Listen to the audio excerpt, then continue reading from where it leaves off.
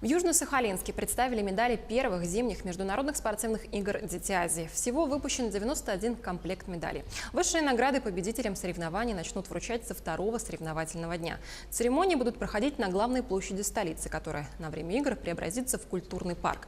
Медали журналистам презентовал президент Международного комитета игр «Дети Азии» Дмитрий Глушко. Дизайн медали основан на мотивах украшений айнов, народа, проживающего в Сахалинской области. В центре изображен логотип игр. Его обрамляют 4 стеклянные вставки, на которых, в свою очередь, изображены виды спорта, представленные на соревнованиях.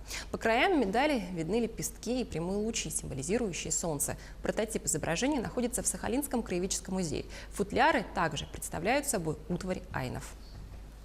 Эти медали, я уверен, будут являться началом для молодых олимпийцев. И уверен, что эти медали не будут храниться наравне с олимпийскими медалями. Ну, мы можем приступать? Да, я думаю, что всем уже интересно, как выглядят наши медали. Ну, я, наверное, начну с медали бронзовой и пойду, как обычно, идет награждение.